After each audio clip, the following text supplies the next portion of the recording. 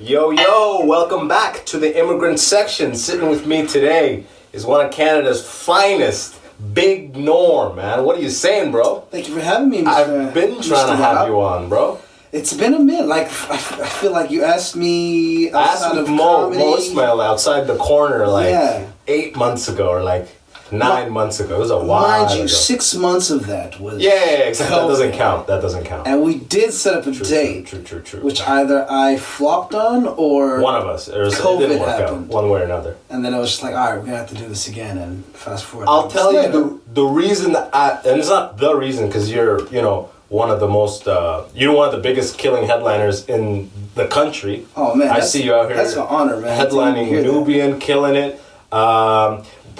One question that's come up, this is episode 71. Damn. 71. One question that's come up over and over on this podcast, and if you've listened, you know this. It's the question of, and we still don't know why. Why are Filipinos so talented? I'll tell you why.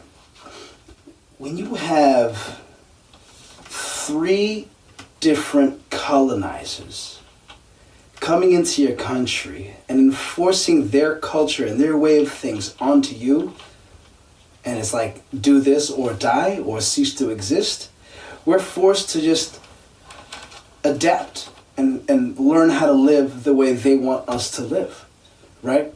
So then, now you take the Chinese, you take the Spanish, you take the Malaysians, you take the Americans, all 4 people that colonized our country. The Americans colonized the Philippines? To an extent. They purchased us from Spain when they were buying Cuba. They were trying to buy all those balling out. Right? So they bought us for a couple mil. All right? Fuck. Back in the 1800s. Yeah, okay. And when they bought us, when they copped themselves a nice little island in the east, right? A little populated island. It wasn't so much colonization, because they were already colonized by the Spanish. Okay. It was just a transfer of ownership. Yeah. Right? They're like, so Spain was like, you know what? Here, you could take them, guys. We're sick and tired of this. It's like Best Buy would get bought out by someone, but the operations don't really change at the store. Pretty much. Exactly. You know what exactly. I mean? Yeah. It's like, so the Spanish, I think, were having a war with the Philippines, and they were just like, all right, screw this war. I think the Americans came in to help the Philippines. Yeah. But then in that, even I don't know if you've heard of, there's this black American soldier by the name of General Fagan. General Fagan, goddamn. Right. So you ever? I might have Fagan. So if you've ever heard of the story of the Buffalo Soldier, the dreadlock Rasta, I just know the song, man. The song, right? Yeah. Have you ever heard the lyrics? Like when you take it in, Buffalo Soldier, dreadlock Rasta, fighting for survival, fighting on arrival. Like, so they literally, these dreadlock Rastas had to fight the Buffalo Soldiers, the natives, as either die to the hands of the Americans or kill these Native Americans and live. So that was but then what ended up happening was the natives and the Americans were like, there's certain black soldiers were like, no, we know what you're going through. The Americans are doing this to us, so like let's be cool. Right? So this is in the Philippines? No, this is the song Buffalo Soldier. Okay, gotcha. Now the same thing similarly happened to General Fagan when he led this all-black platoon and battalion in the Philippines, because they sent all the black soldiers to the Philippines to fight the war on America's behalf. Okay, gotcha. Yeah, and the frontline shit. Yeah, they wanted to claim the Philippines from Spain, so they had this war going on there, and they sent this black battalion, and the general was like, nah, man, these Filipinos look like us, because if you ever see an original Filipino, they're little black midgets with Chinese faces. Oh, legit. Right? Gotcha. They're like curly hair, dark. So when these black American soldiers got there, they're like, yo, y'all is just like us. Yeah. We're cool. And like, we don't like what they made us do this back home, and now they make us do this to you.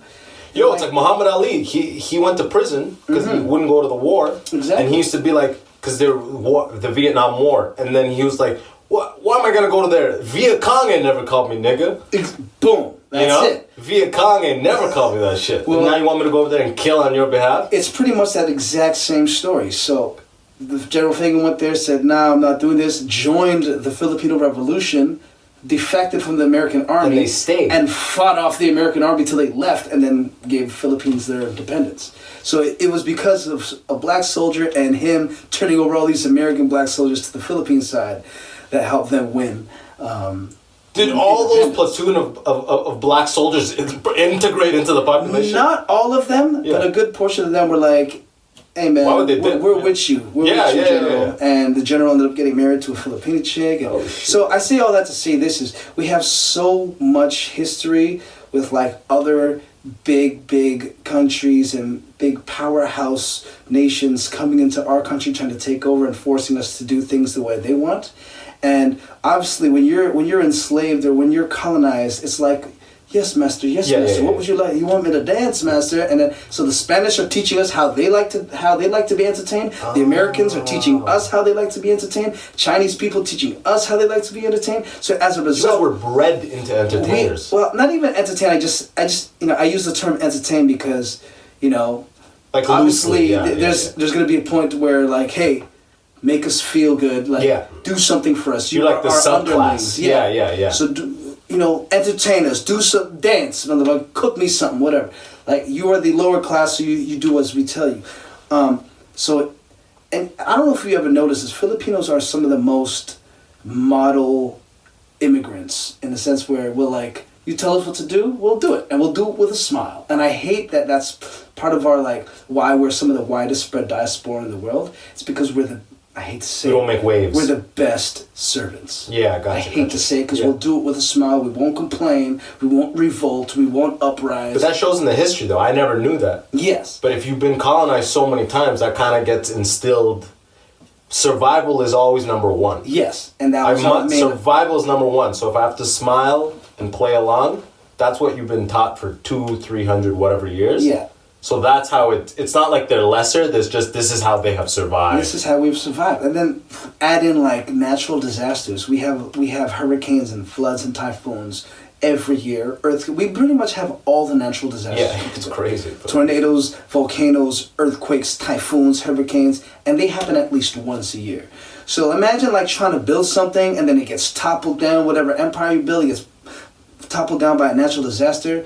Naturally, you're gonna be like, "What the fuck?" You could either like cease to exist, kill yourself, or just find a way to be resilient and be happy and chipper. And it's things like singing and dancing and all these little things, all these things you can never take that like natural disasters can't take away from us. Like spirit. The spirit of the Philippines is alive and well. And as a result of that, I think the talent comes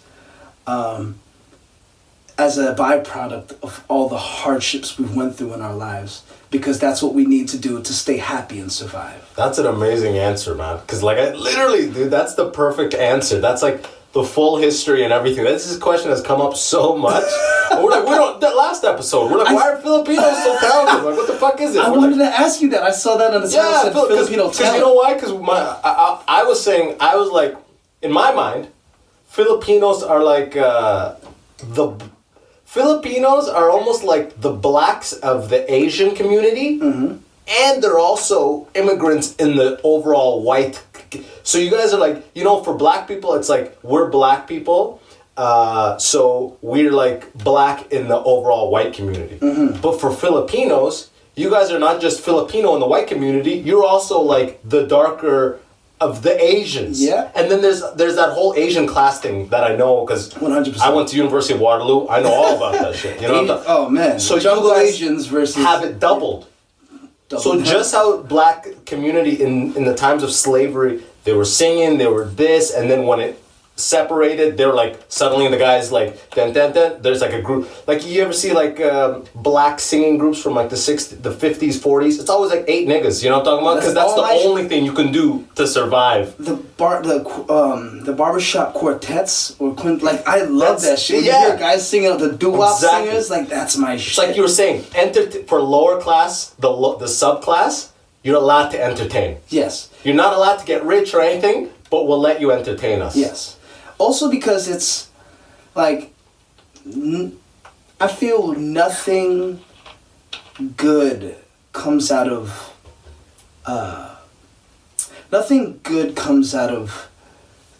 a perfect situation. You need to have struggle. You need to have some sort of pressure. You need to have some sort of hardship in order for something. How am I trying to say this? You're saying it perfectly. What, like example? When's the last prince of any country that you know that is a crazy artist of any kind? When's the last, like the think of like the English dynasty or any of that stuff? Mm-hmm. They never create incredibly talented people ever because they're born and raised in such crazy privilege.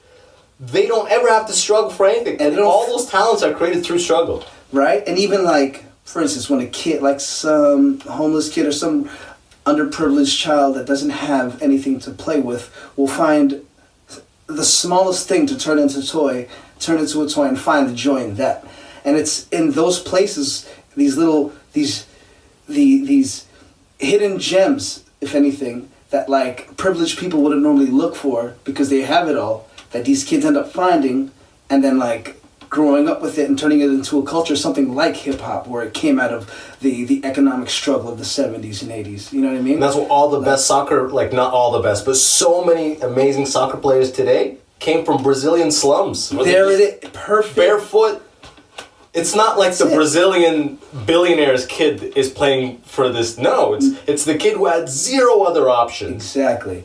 You know, I see so many basketball players that make it to the NBA still eating McDonald's, and you're like, how the hell did this guy make it to the NBA on a McDonald's diet? You know what I mean? Yeah. But then that's also like, yo, man, I look at slavery in North America, and then you think about all the amazing music that has come out of the States and all the black culture that's being consumed all over the world. That all was, to me, the way I see it, is all derived from their struggle that they went through, and as a result of that, I think that's the universe's way of rewarding people that have been through some bullshit. So like, hey, your people have been through this, well, I'll at least give you this to even it out until you guys get to wherever you need to get. And I feel the same thing with the Philippines. We've been God was like, listen, you're going to be short, but we're going to make your voices huge as fuck. Y'all be able to sing like nobody's business. You'll be able to dance. You're going to create a crew called Jabberwockies. Yeah, right? Exactly. You're going to win every America's best dance crew. And you're no exception. Well, you know, this guy sings, dances, fucking... Bro, I swear to God, I saw you at Bankis's protest show early on. You were headlining it. Yeah. And you were headlining it. I've seen you headline a bunch of times, but when I see you headline, I feel like, how do you compete with that? He's not just funny, because we're all doing the funny. We're all competing on the funny, but you're singing. You could compete with singers and dancers on all those fronts, and you got all three. I'm like, how the fuck do you compete with this shit? We're just out here trying to be funny. This guy's entertaining at the highest level. You put on a show. Thank you, Abbas. I appreciate you, man, for that. I'll tell you what, when I first came in the comedy scene, I was told not to sing. I remember doing a set at Yuck Yucks, and one of the heads at Yuck Yucks came up to me, they're like, yeah, just tell jokes. Stop with the singing. Right? And this is early in my career, so I'm like... You're on a stage, so why would you sing? You're like, what do you mean? Like, tell jokes, don't sing.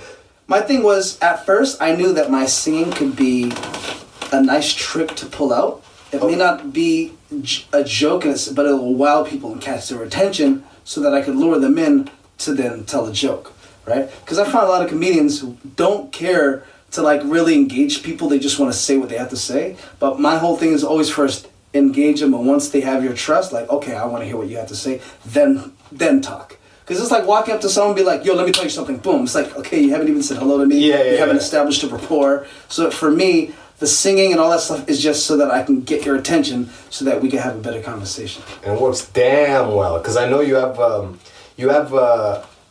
some R. Kelly material where you sing the thing, and you sing it well, and then you do the bit.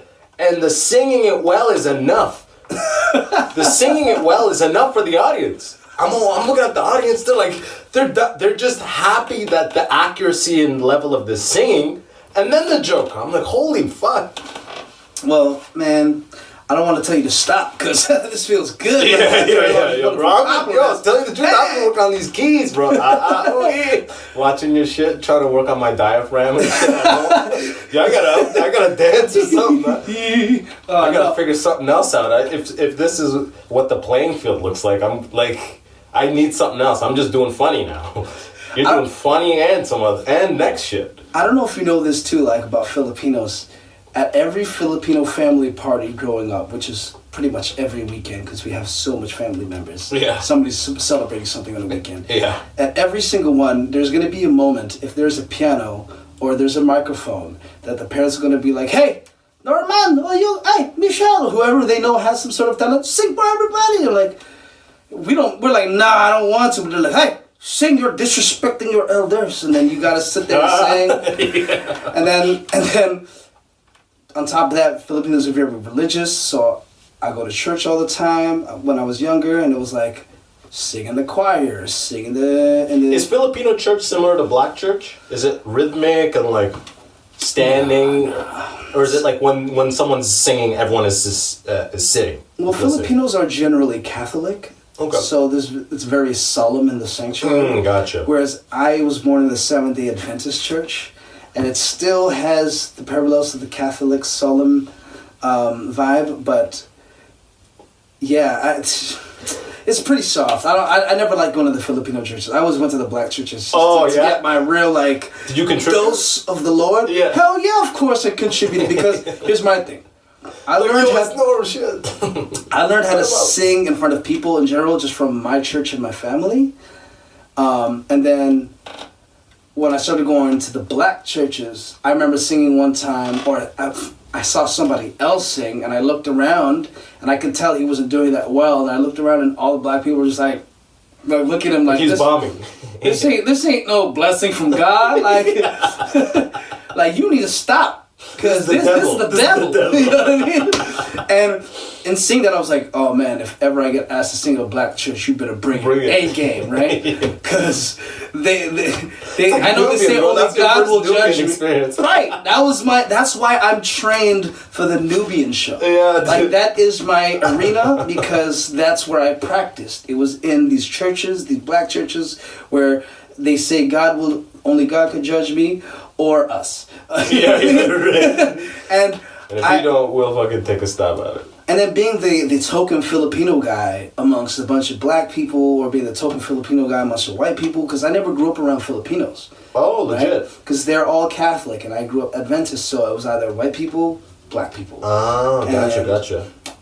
You know, being the token Asian kid around white people is alright, but being the token Asian kid around black people is fucking amazing. Yeah. Okay?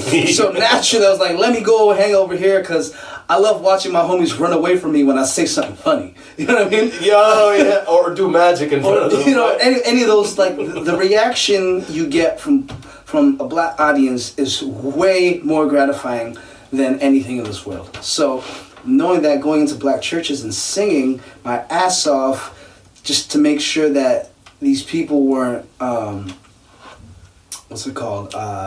weren't disappointed is what set me up for future opportunities. By the way, I'm looking at this right now. Yeah.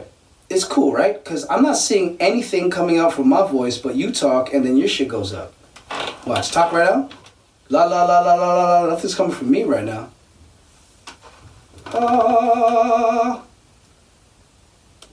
I'm just making... Have I been muted this whole time? Because that would be... Oh, there I am.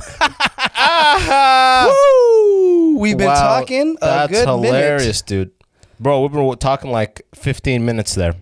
Oh. We'll have to figure out a way to boost it. We weren't overlapping a lot, so I'll figure out some stuff. For the listeners there, we do apologize there, but your audio was being picked up on my stuff too. Okay, cool. So we don't have to toss that first half. We're good there. All right. Because all the good shit was in that first half. All the heart-to-heart was there. Fuck, you better watch this. Don't worry, there's gonna be some more it's gonna be good. Yo, shit. Let's repeat it. No. No, good call though, man. Good call. Thank God that was pointed towards you and everything too. No, you know, even so, I was even hearing in my head. I'm like, I don't hear me, but I hear you. But maybe it's just the headphones. Maybe it's whatever. But then when I saw that, I was like, okay, no, for sure, my mic's off. Okay, awesome. But we're back. We're back. We're back. You hit us with a real quick falsetto. So in love. Woo! Don't get me started. Damn, boy. Do you have a lot of female viewers? Yeah. Mostly listeners. Yeah. What's up, lady?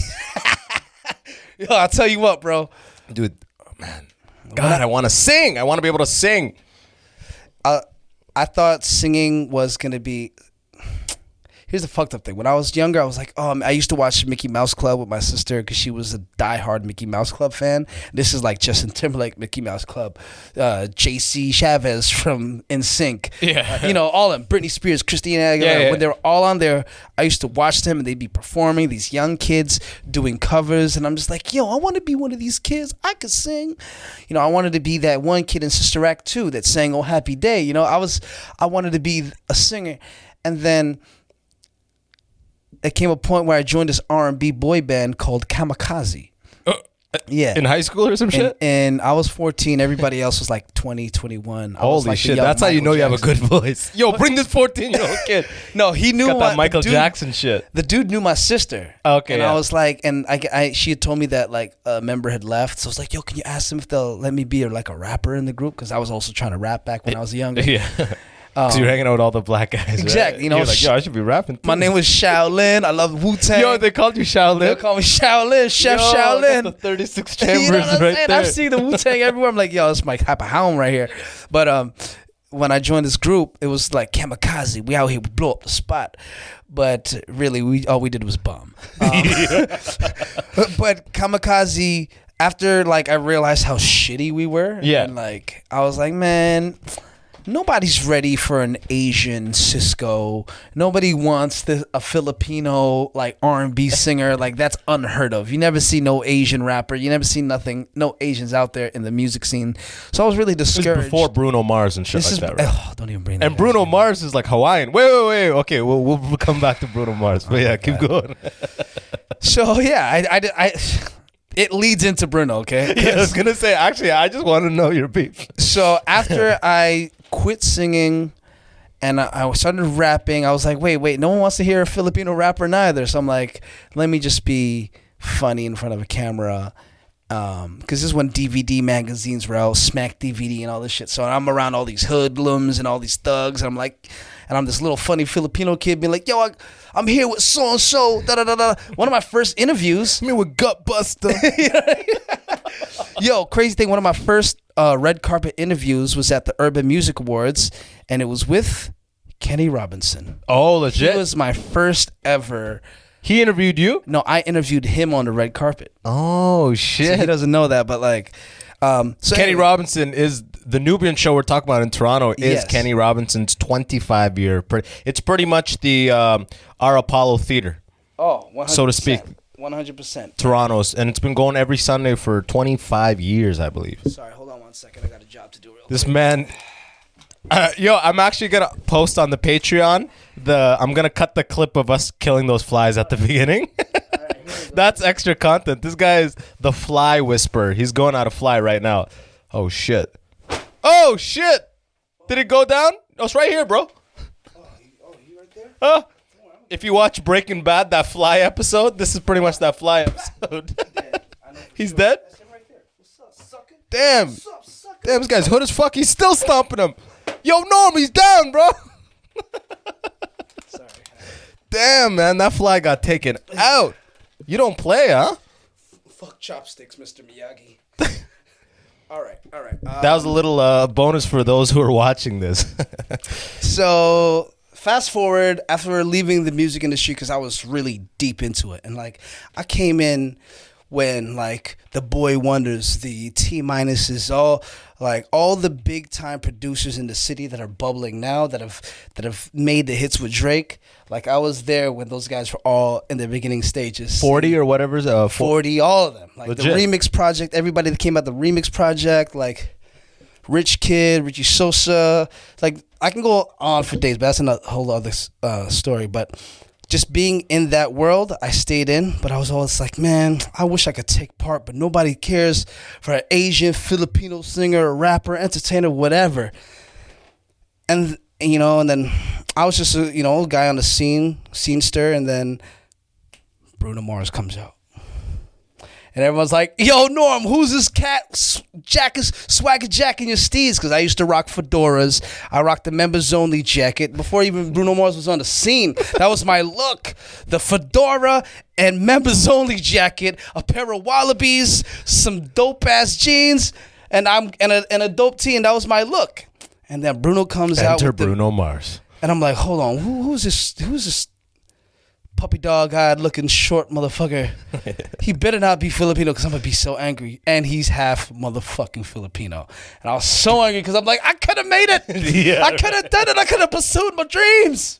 But then again, Bruno Mars is a talented motherfucker. Yeah. Oh, I heard he plays every instrument. Plays every instrument. He's been performing since he was 5. He could dance his ass off. He could sing his ass off. He produces and writes all his shit. He writes a lot of shit for other people. He wrote "Fuck You" for CeeLo Green. He wrote a lot of joints for people, and I can't even knock him. So I'm like, you know what? As much as the world would have been ready for me, I would have had to been as good as Bruno Mars for the world to be ready for me. And now I'm okay. But before, when he came out, I was so mad. Like, I could have pursued my dreams. And I canceled myself out. You know what I mean?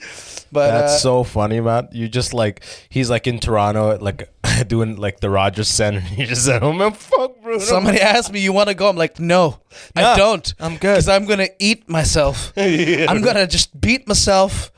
And why do I got to see something that I already am? You know? He's doing my act, bro. I'm fucking. And yo, when I saw him on SNL, I was like, oh. What do you do on SNL? He was a guest performer, and he was also one of the actors in. Don't tell me he's funny. Don't tell me he's funny, bro. He's funny as shit. Oh fuck, bro. He could act his ass off. Oh fuck. What happens at that point when you see he's got? What if someone pantsed him and he had the biggest dick ever? Would you? You know what? I'm not surprised if that was the case, because it's Bruno Mars and he could do anything. Give me something, okay? God, give me something. I mean, even when he got caught with the coke charges, they were like, "Whatever, it's Bruno. Yeah, right. He'll catch a grenade for you, man. Right? it's okay, 24K, man." But that guy, like I said, talented. Him. I mean, the only other Filipino person that was in music at the time was Enrique Iglesias. Oh, he's Filipino. I thought he was Spanish. He's half Filipino. Oh shit! But you don't know that. The only thing that's Filipino on him is that mole on his face. Should we dance? No, dude. What his do you? Pops knocked up his nanny. Well, oh, actually, no. He actually married a Filipino woman. What do you think about Manny Pacquiao? He's Pacquiao. Like, what is he to Filipinos? When's the last time you went to the Philippines? 2019, beginning of 2019. Okay, sick. Last year. What is the vibe of Manny Pacquiao in the Philippines to Filipinos? Is he like Michael Jackson? Status. Like, see, it's weird. It's Michael Jackson, but it's a different type of fan. You know what it is? Yeah. You know how everybody loves Mike Tyson right now? Yeah. And like they see him coming back and I was like, we love you, Mike. Yeah, you fucked up. You did some shit. You raped a woman. You gave a girl VD. You went to jail. All this bullshit that we don't care anymore because we just love you, Mike. We love that you're in a good place now. Yeah. We love that you're happy. You know, you're funny. You got dope shows. You smoke weed. He's in a good place. Like where he's at now. So take away all of Mike Tyson's bullshit. Yeah. Past bullshit. Yeah. And now and then put that together. That's how much the Filipinos love Manny Pacquiao. Like he's so loved and so revered. Like if he wanted to be president, he could be. Okay, you know it's his choice. It's his choice, but he knows he can't do that. He's not experienced for that. And Duterte's fucking crazy. He won't give up a spot. But he is, God level status in the Philippines. I think he's the most most popular person in the Philippines. What does he do? Is he just like building schools? Like he's retired, right? So like or is he still I feel like games? Fights. They'll call him out here and there. Like the money fights, they'll do them here and there. If he has a good fight, if it's worth it, didn't he fight last year? Like he's still fighting, but mainly he's a senator. He's in politics. He does all the television. He does mad television appearances, and he jokes around. He had a music career. You know that, right? No, I didn't know that. I think he still does. I think he still releases music. See, that's some Filipino shit That's a right Filipino. there, dude. So exactly, like the guy's a senator, a boxer. He's not a great musician, but he makes music. Yeah, but still, he's putting it out. He has some movies out. He has like a superhero movie, like he's Superman-y or something like that. Oh, like it's a Filipino like studio like film. Yeah, it's a Filipino studio film, and I think it's literally called Superman-y. Hold on. I gotta look this up right now. Manny Pacquiao. Superman. Superhero. Have you seen it? I haven't seen it. I don't watch Filipino. Oh, his name it's Wapakman. Wapakman. Wapakman. That's hilarious. And he's got like it looks like the Flash outfit pretty much, like a knockoff Pretty of the much. Flash. Hold on. What is Wapak? See, I don't even know my language. Wapakman. Wapak. What is Wapak? Tagalog. One pack. Because 2 was taken. Well, oh wow. You know what's so funny? Oh. So I see the funniest meme the other day. Now that you say Tupac, Yeah. and then the way Filipinos say fuck, right? We say pak. Puck. Yeah. Because our F's are P's. Yeah, Joy Coy sank that into me pretty hard. So there's this picture of this Filipino guy like, hey, you like Tupac? She's like, yeah. Well, I like. You want Tupac tonight? But it's like super like what a dad joke is in North America is what we would call a tito joke. A Tito joke? Because titos are uncles, right? Oh, So uncles always like have, a kind of shitty joke. yeah, well, super Like hack shitty. as fuck. Here's yeah. one. There's 3 bears in a car. Papa bear, mama bear. Who's the third bear? Daughter bear? No, the dry bear. Oh, it's so stupid. Okay, that's the Now kind go of sing for us. Like, oh, fuck. love me tender, love me sweet. Did everybody take turns in karaoke at like Filipino get-togethers and shit? Yes, Everybody. yes. And like, is it like a weird competition going on? Yes. It's Filipino Well, fucking. I have never witnessed it. The dynamic is interesting because it's not everybody. It's everybody that wants to partake, and everybody in the room that's partaking in it is like super passive aggressive. Like Filipinos will never say shit to your face. They'll be like, "Oh my god, how's everything? Okay, good to see you." Turn around, like that bitch is so terrible. Like, and that's once You're again like, you're choosing that song? Really? You think you can? right. That song? Really? Yeah. Really? You think you got You're no Whitney. the greatest Houston. love of all, Whitney Houston? Really? You? But they will choose that song. Yeah. That is a number one choice. Yeah. Right. Yeah. Greatest love of all. Oh my god! But I think another byproduct of the colonialism and being colonized was like having to pretend like everything's okay, so you don't piss off them. Like, yes sir, yes Yeah, sir. survival. You turn Yeah, around yeah, and like, yeah. I fucking hate that guy. Right. So even the way Filipino families are with each other, they're very, oh, it's okay. No, don't worry about it. And then you'll see it in their faces, in their eyes. They're like, like, oh my God, she thinks she can. And then so look at them like, you're doing great. But man, in my the Sudanese, the Arabs are very similar. Yeah. I think across, maybe it's, I don't know, maybe it's an immigrant thing. I'm not sure, but like we're always just trying to keep the peace and like keep the facade of like peacefulness and community, but everyone's talking shit about everybody. I'm assuming white people are doing the same shit too. Well, here's the funny thing. I think we think to ourselves that we are very passive aggressive with our insults and our hatred or whatever. But then I feel like non-immigrants, when they hear us speak to them, they think we're super straight up and like forward and like, no. And like perfect example, actually Jamaicans aren't a good example. You're like, oh, that's a tip. Whatever. I lost my train of thought. Yeah. Dude, that's hilarious that you that's I was gonna say, I know, let's roll up a blunt, but Ooh, I am on a hiatus. you're on COVID bluntlessness. No, I haven't smoked for 3 days, Okay, and it wasn't by choice. It just by you're out or by what? by design. It was the universe. No, I just don't have like, I got a fucking shitload of weed at home right now. if I wanted to smoke, I could smoke. But whenever I don't smoke for this long, because I'm a pack a day Backwoods. I'll smoke a whole pack. I'll smoke about a quarter a day. Actually? Yeah, it's disgusting. So you only smoke blunts? I always smoke blunts. God damn, man. You really did grow up around black guys, Damn. They fucking left their mark. Nah, man. The funny thing was, you put them on it? The amount of people I put onto Backwoods, because around my homies, I was the first person to smoke Backwoods. Were they all on like Century Sam's, Blunt Wraps, Royal Blunts, like all we the don't have different Swisher ones. Sweets and stuff in Canada. Yeah, no Swisher Sweets. Maybe a 1-2 Philly here and there. But no, Backwoods, I found them in California when I went for a summer. And I came home with them and I was like, guys, this is the new shit right here. And I've been smoking them for almost 20 years now, so it's terrible. God damn. So with that being said, I was like, yo, I need, whenever I end up taking a break, like, it's never by choice. It just happens. Like, I've been with my nephew for a day and a half. I was busy the day before, and I just never got around to smoking.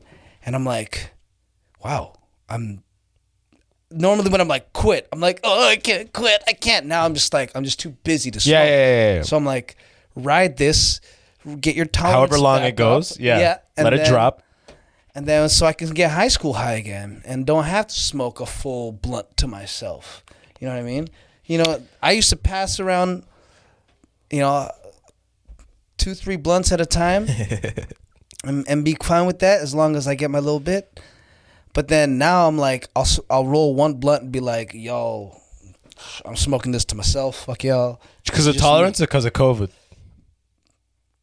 I use COVID as my excuse, but it's tolerance. Your boys are watching. Man, fuck, I know that shit, bro. Hey, man, how many times have I smoked you already? Shut the fuck up, man. I love them. I love blunts, but it's they're expensive. They're there, and it's you consume a bunch of weed in them, and it's just anytime I blaze hard and then get on the podcast, man, I forget my train of thought every 2 minutes. Every 2 minutes, if you're gonna be blazing, and on podcasts, you need 3 or 4 people. Yeah, one person will remember usually what's happening, or it can always move around. When it's 2 people and you're passing back and forth, I've done it. I had like Nitish on, I had Chris Robinson on. We were just like smoking, and it's just like. That's why when I see Nitish and Paul do their High on Trees podcast, and they're constantly like going back and forth. I'm like, shocking, man. I saw it live. It was amazing. I was like, damn. Yeah. I'll be sitting there like hot boxed out like, guys, yeah, me too. I'm a bad guest right now. I'm sorry. I want to say more, but I've outsmoked myself. And that's why I'm actually surprised how much I'm talking right now.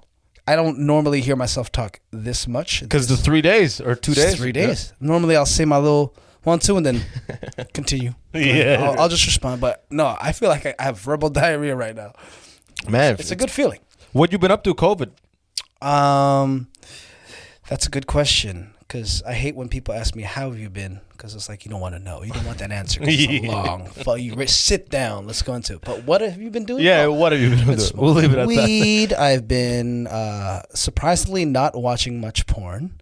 Goddamn, hell yeah. Well, because I told myself, you know what? If you're at home all the time, this could get bad. Well, yeah. This could get real bad. And here's the thing. I don't look at jerking off and masturbation as like I look at it as somewhat of a shameful act, even though I'm not ashamed to admit that, it's a human thing to do. We all do it, right? Yeah. But it's not something that you want to do for a long time. Yeah. You don't block out a time like, all right, about to have a sick jerk off session. Like you jerk off for hours, you're in the bath. Like I have an uncle that used to take 1.5 showers. I'm like, you are fucking jerking your ass off in that fucking bathroom. But comes out cool and relaxed. You know what I mean? But everyone. what was I saying? I like when I jerk off, it's always like a quick, like, let me just get this over with. Yeah. And what that can do is that if you do it too often, is train you to nut quick, right? True. Like so that next time, and I'm only nutting quick because I'm like, this is somewhat of a shameful act. I just really want to nut, so like I don't have to have this long build up, Yeah. So let me like get to it and release back to life. Yeah, back to the reality. Yeah. So there was a point in my life when I had to deal with some premature ejaculation issues because an ex-girlfriend of mine, whenever I would make her come, she would get overly sensitive and be like, can you just like hurry? Because it's like too much for me right now. And like I would literally like, all right, go. I can come really fast. Let me go. I'd close my eyes, just fucking go at it, think of whatever. And power through. And nut super quick, right? And then when I moved on to the next relationship, I was like, oh my God, I'm so used to nutting quick because of this. Yeah. That like, so it took me a while mentally to get myself out of that. And it took like the right person to like coach me and and get me comfortable again. And I was like, yeah. So now that I'm in COVID, I'm like, I'm not going to put myself in the position again where like I'm used to nutting quick because of like, you know, these quick sessions that I'm having every day. So I just, and here's another thing. I was like, yo, I also am getting older. I want to have really good nuts. I don't want, you know, I forget which comic speaks of it, but like he says, I want my shit to shoot out. I don't want my to cum dribble like looking like baby dribble, you know, like regurgitating food. I want to shoot out. So I was like, but to shoot out, you got to do the build up. You can't shoot with a quickie. Yes. You got to do that like almost there, back off a little. Pretty much. Do that 3-4 times. You edging edge. is the term. You got to live you on edge, man. Yo, little Aerosmith living on the edge. To the sky, you know? dude. So that's so. With that being said, as a result of like holding back, I don't know what energy I put into the universe, but like once a month, a shorty hit me up like, yo, what's up?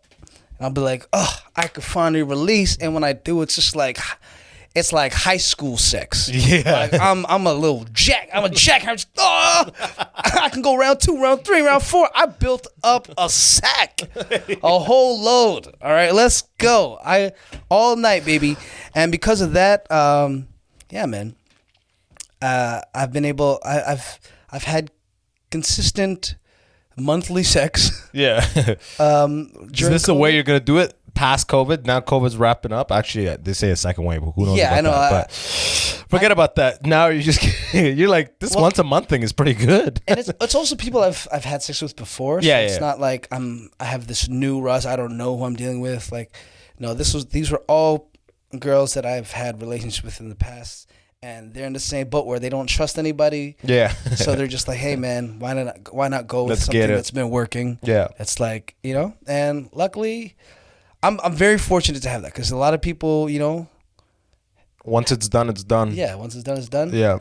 I've never had a one night stand because every time I thought it was just going to be a one time thing, it happened again and then again. Then again, I'm like, oh, so we're not a one night stand. Yeah. What the fuck?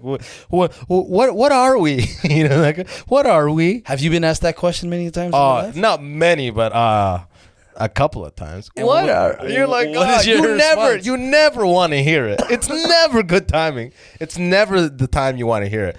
But sometimes you feel like there might be some sort of like girls. They need a definition sometimes. You know.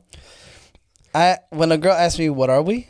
My favorite thing is done. Whatever you want it to you be. Moonwalk. But be careful what you ask for.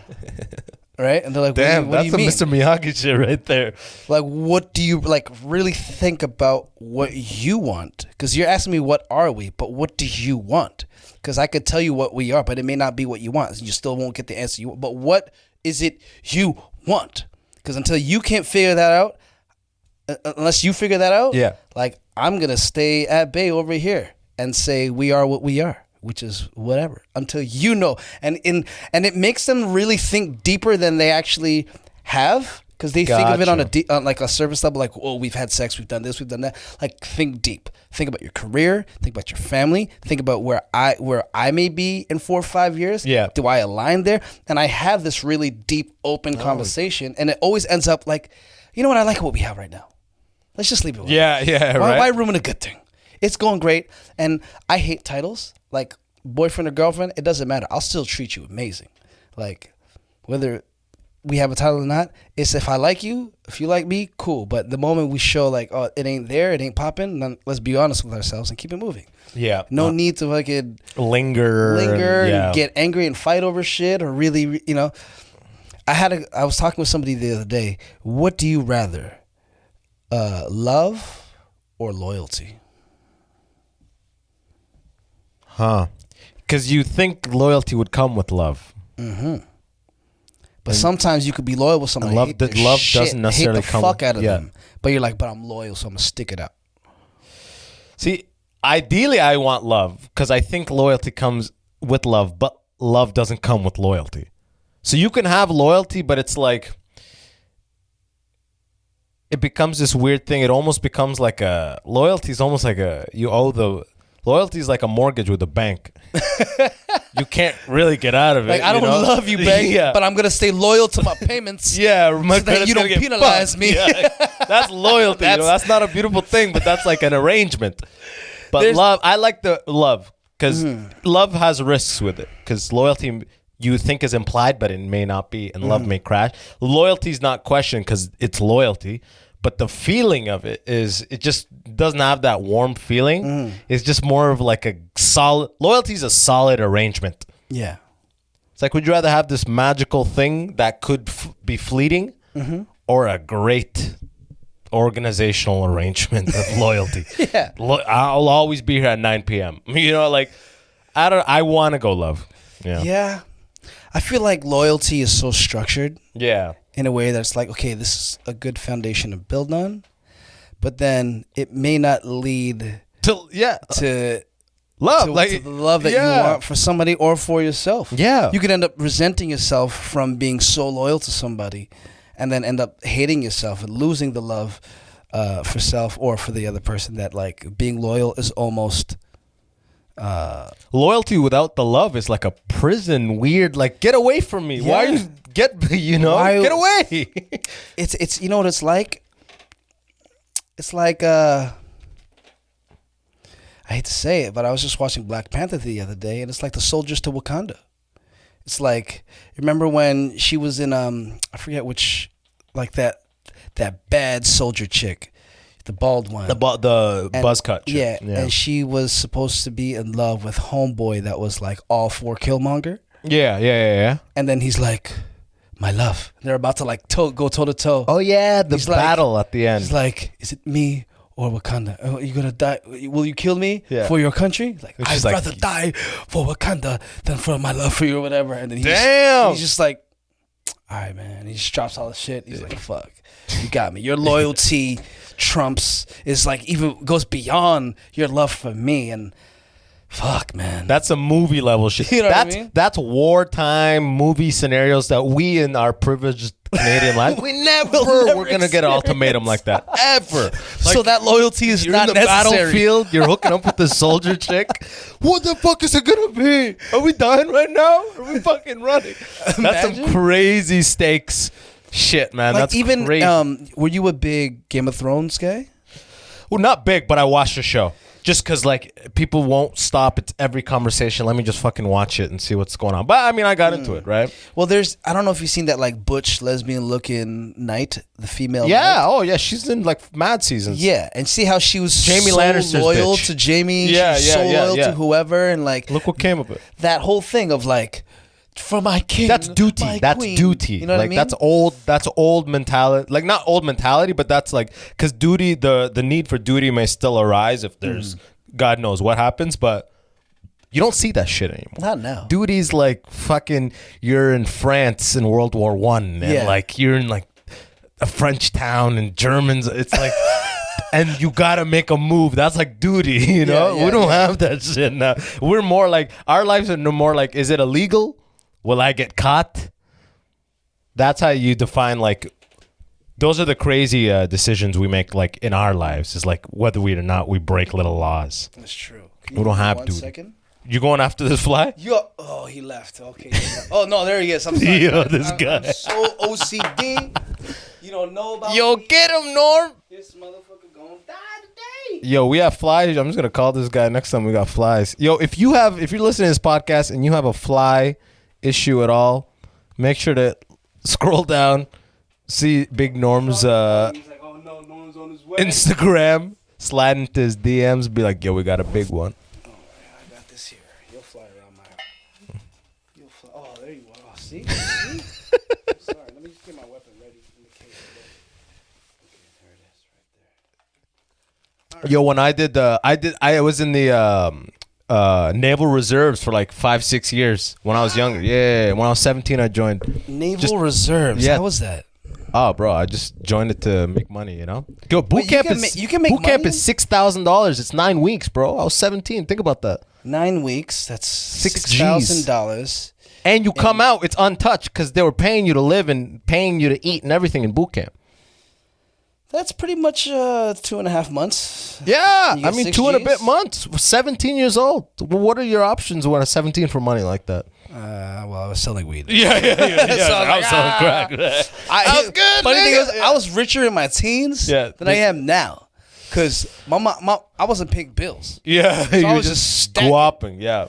and Dude. I made so much money selling weed between 16 and 22, 23, that I was like, sometimes I look at myself now and I'm like, well, what happened? Should have bought a house or some shit. Dude, I could have bought 2 houses already with Legit. the amount of money I spent on marijuana. The reason I brought up the Navy thing is because my boy in boot camp, they caught a big fly, a huge fly. They call it Hercules. Yeah. They straight up tied fishing wire around it and would walk it. It would fly. No. My word. There's video, bro. No, they would walk the fly. It would fly, bro. That's And amazing. They'd hold some of the string and it would just be looped a little. It would just be and then just But walk. would it pull the It string? would fly. It would fly. No. It couldn't pull the string. Yeah, because I'm saying So you that's gotta keep heavy ass slack. string. You gotta keep slack. Yeah. It's a very light string, but there's no way you're a human, right? Yeah. But like you gotta keep some slack in it and because the string itself is heavy. But the fly was big enough it could handle the weight of it, bro. But even like, how did you guys tie that I wasn't there for it. I just delicately? saw the video. It was a fat fly, bro. It was like a fucking dime. I don't know how they did it. That's How a- they held it down, it's a not real fuck with the bumblebee. wings. That's when you're bored as shit with mad guys, you know, like, and there's like fat flies all around you. You come So up what with do you some- do at the reserves? Like, so let's say, I don't know, Toronto has a crazy snowstorm. Yeah. And then like Mel Lastman at the time called the army to fucking clear up the streets for us. Was that the reserves? With that? Well, to clear them up, as in like to clear them up, clear the snow. Yeah. Don't I'll tell you this: the reserves do this when Manitoba floods, and they need motherfuckers to go and stack sandbags. That's you the guys. reserves. Yeah. There's all these contracts that happen. Like if people are going to the Caribbean and people are doing peaceful missions that like are all full-time people, and on there's reservists who have a full-time contract. So reservists can go and do regular military stuff. They just do it on a contract basis. Whereas with like your full-time, you have to sign like a 5-year contract or whatever. But I'm not even in it anymore. I was in it for like 6-7 years. Damn, that's still a long time. But I was a 16 reservist, bro. You go once a week. It's like a fucking Boy Scouts. The reserves is like the Boy Scouts. Imagine. You go so once. you're not stuck the whole. No, night. dog. I was in school. I was doing my thing. It was Wednesday 7 to 10 p.m. That's it. You show up. You train whatever your trade is. Mine was like marine engineer. So we would make sure the diesel engines are all fine and shit. We're just watching PowerPoints on it and we dip, dude. That's it. That's the reserves for me for 6 years, pretty much. But there's people who did mad shit. I just joined, to be honest. I just joined to make that 6 Gs in boot camp. So do the reserves ever get called into war? Yeah, I mean, if in times of war, those are the first people like they take, and then after that, if they need more people, they'll just draft people. You know. Oh my god. But man, I don't. People always, when I first joined, people were literally being like, "Yo, what happens if we go to war? What happens if we go to war?" And I'm like, I don't know, bro. Like, are we gonna go to fucking war? Do we see that shit happening? And that was like in 2009, 2010, but 2009, 2010. nothing came of it, man. They just helped me with school a little bit. Yeah, I was gonna say that must have looked good on a resume or look good. That on was the your, whole like, plan. credentials. That was the whole plan. I'm like, yo, I'm trying to get into this thing. Maybe it'll help. And that's all. Did you done. go to school? Did you Yo, I did engineering, bro. I did it. Yeah. And that all came out of. That was all as a result of. Well, I wanted to go engineering before, but I just joined because I went to university. It's expensive as shit. I needed money. So I joined the reserves literally to make that 6 Gs in boot camp. My plan was to join, make 6 Gs in boot camp and quit. But then what happens is when you go through 9 weeks of boot camp with people, they become like family. Yeah. You know? Yeah, and you yeah. can't really just dip and be like, I got the 6 Gs. After 9 weeks, you're in. It's like a cult shit. And this you know? is in Ottawa too, right? Borden, Ontario. Borden. Yeah, even sounds fucked up, huh? No, I remember Borden. You been to Borden? Yeah. For shows or what? What'd you go to Isn't there a Borden? campground in Borden? There might be, I yeah. think there's a camp. I feel like I went there with my school. Borden campground. It sounds so familiar. Yeah, we did a whole bunch of these in the forest exercises. So it's probably maybe the same area. I'm not sure. Man. I have some fun memories in Ontario, outside of Toronto. Have you traveled a lot for stand-up outside of the country? No. People assume that I do because I travel a lot, but Yeah. when I travel, it's for other gigs. Like when I was in Trinidad and Jamaica and traveling the West Indies, I was a personal chef. So Oh, is that what you are? Like trained? Are you a trained yeah, chef? I'm a trained chef. That's what I actually went to school for. Like, Oh, shit. That's what I made my money off of. Like that's what is on my. That's what I use my social insurance number for. Pretty much. Gotcha. Okay. That's all the government knows. The only thing that my social insurance number has made money off of is all my cooking gigs. Gotcha. Everything else, like maybe 1-2 comedy gigs here and there, but everything is from cooking for the past how many years? It's a good while, but it was a result of just like once again survival, being around all these people. Okay, fine, I might have been the weed guy, but I still want to hang and party. Sometimes people are like, man, if only we had someone to throw a barbecue, whatever. I'm like, yo, let me cook up a Norm Storm. I was thinking, let me cook up a Norm Storm, and I'd cook up for the homies and whatnot. Then eventually I was like, my mom's pressuring me to go to school. So I went to chef school just because I was like, it's 2 years. Let me just get this out of the way and done. And then I picked up, cheated my way through high school, cheated my way through chef school. I was chopping weed to all my professors, and they would just pass me and shit. Oh, actually. It was so funny. But also terrible because I wasted my money because I don't know certain theory that I should have known. Yeah, I was going to ask, what do they teach you in chef school? Like how the temperature and like... Well, they teach you techniques. They teach you everything that... kind of dice quickly. Yeah, they teach you the terminologies. Like obviously the French, they've created a system and a model that everybody else has looked at as, okay, this is the Really? this is it. French culinary is the peak? French culinary is the peak. That's why they'll be like, oh, a mirepoix. These are the base of a stock. That's a French word. Julienne, a bâtonnet. Like, all these different I didn't know they were at the top of the terminologies. game. Well, I guess they've created a system that's it's so well laid out. Yeah. That it could be taught. So they're just like, let's just do what they do. Yeah. Instead of, let's not recreate the wheel. They've come up with sachets. They've come up with this cooking method. But then a lot of times they will shit on Chinese or Asian style cooking. And it's just like, fuck you, French, thinking you're the top cocky as fuck about it. You know what I mean? Yeah. But then that's French people in general. But then that's not to say the Asians don't have amazing cooking techniques like the wok. Like cooking on high heat, flash frying, amazing. You know what I mean? Sushi, that's a whole other technique that, the French don't care for. There's so many things. But anyhow, all that being said, after learning how to cook, I was part of this collective called Manifesto, the Manifesto Festival. This is an amazing hip-hop and urban arts and culture organization. My roommate at the time was the founder, so just by being around, I got thrusted into it, but I never really had a position. So it was like, yo, man, you have this big festival, you have Yonge and Dundas Square, Nathan Phillips Square, there's all these people serving like random food on the corner. Like, why don't you let me create like a whole food section? I'll run it. And they made a whole culinary management director thing for me. And I was like, oh, sick.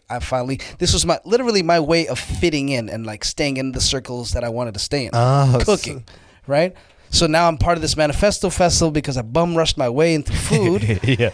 And then that same homie that was running that ended up becoming the manager of Machel Montano, who's like the biggest soca artist in the world. And whenever he would get flown out to Trinidad, my homie would be like, yo, come with me because I want you to cook for me. And then when I came with him, I cooked for him, his boss tasted it. He's like, yo, cook for me, man. And I was like, boom, I'll cook for you too. Let's do this. And I became What are you cooking for them? Well, here's a funny thing. Filipino shit? No. It's I like to customize menus based off of their palate, you know? And So you interview people first? well, I'll always ask, tell me all the foods you like. And let's get that out the way. And then tell me what you want to achieve. Do you want to lose weight? Do you want to just eat? Shit. Are you trying to eat, to be happy? Are you trying to eat just to be sustained for sustenance and nourishment? And I'll design a whole like food structured menu to your lifestyle, right? Damn. Well, I mean, that's the only way I can do it, because if I'm going to sit here and try and cook you all these things and I don't know if you like it or not, it's just going to be a waste of food. Yeah. So you might as well tell me what you want, and then we'll go from there. And he wanted to lose weight, so I just created a menu to help him lose weight. It worked. He lost mad weight, and he's like, yeah, come back. So I did that for 5 years, and people assumed, oh, no, I mean, you're doing so many things. You're traveling with comedy. I'm like, no, I'm actually doing 0 comedy in Trinidad. I've been here 5 years, and I haven't done 1 show.